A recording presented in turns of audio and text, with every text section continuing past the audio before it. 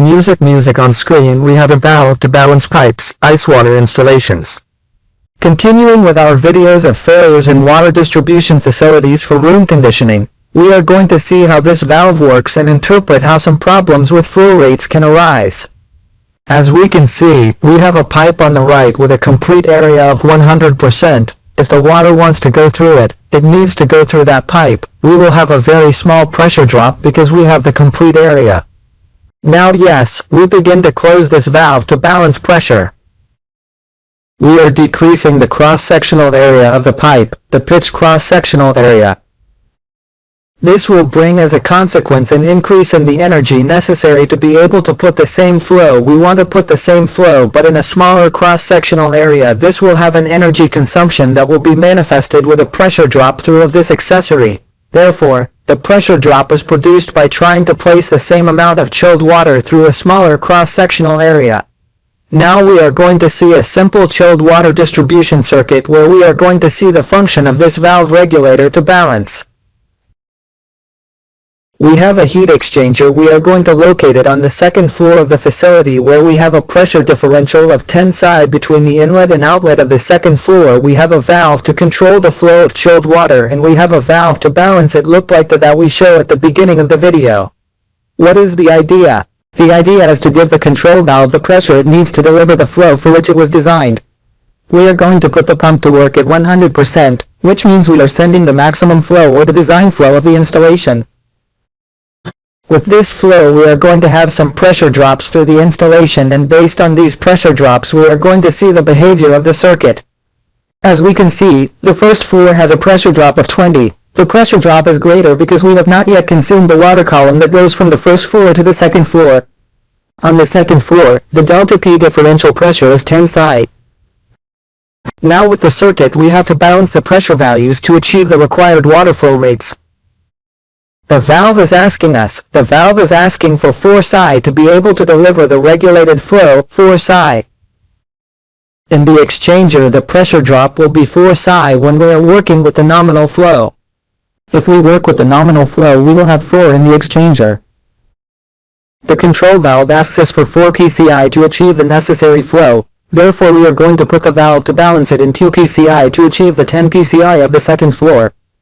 We are balancing the branch with a valve similar to the one we showed at the beginning of the video on the first floor closest to the pump. We will now have the same flow that we had on the second floor. Therefore we will have the same drop because it is the same exchanger. If we use the same control valve we will have 4 psi, but now we can observe how the pressure differential is greater because we have a height closer to the valve. We will have to place our valve to balance the pressure in 12 psi. This can be explained by the fact that we need a higher pressure drop on the first floor, since not all the pressure provided by the column has been consumed. If we return to the explanation of the balancing valve, when we have the valve fully open we have a flow of 100% and the pressure drop is practically negligible. As we are closing, as in the case of the second floor that we had a pressure drop established for a value, we were closing and the pressure drop was achieved. Now we need on the first floor to throttle even more in order to get the 12 psi that is needed. Which means that if the balancing valves on the first and second floors are the same, the one on the first floor is even more closed, we have an even smaller cross-sectional area for the passage of water. What we want is to achieve the pressure drop. Let's understand that this pressure drop is achieved if the flow is 100%, but what happens when the flow is lower, for example, 20%, and the pressure drop will not be the same if we understand the concept of pressure drop.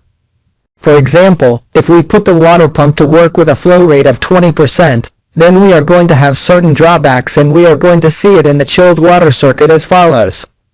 If we have a lower flow of water, then we will have lower pressure drops at each point, for example, in the second floor exchanger, and the pressure drop will be less than 4 psi because the flow has dropped, so we will have less friction. The fall in the pressure regulating valve is no longer going to provide us with the 2 psi that it gave us before because we now have a lower flow. We are going to assume that it is giving us a psi with this new flow. Therefore now the control valve no longer it will have 4 psi for the value that was used for your selection. Otherwise it will have 5 psi. What consequence does this bring? We are going to have a control valve subjected to a higher pressure than the design one. Therefore the second floor, since we have a higher pressure in this valve, we will no longer have the design flow rate. The safest thing is that we will have a higher water flow rate to which we are needing. That is a failure in the distribution system that we are going to see in the end with a low delta T in the chiller, similar to what we explained in previous videos. At least if we go to the first floor again with 20% of flow, because the pump that we are working on is a pump with a frequency inverter, we are going to have the exchanger again less than 4 psi. We are going to have a drop of perhaps 2 psi in the valve to balance, and note that now the control valve that was designed for 14 psi, now it's designed for 4 psi, now it's subjected to 14 psi. Therefore we are going to have an overflow. We are going to have a very high flow value in this circuit, greater than what is needed for a load that has decreased. For this reason, the pressure values that the valves acquire are extremely important in order to balance the circuits. We need to interpret that the valves can regulate the flow as long as they are subjected to the design pressure. If the valves are not subjected to design pressure, we will have problems making the respective adjustments. And this inconvenience will cause us to have more water at one point than we need, which in turn causes low delta T in the chiller. As we explained in a previous video, this can even cause us to have to turn on a chiller that is not due to thermal load, but rather due to water flow.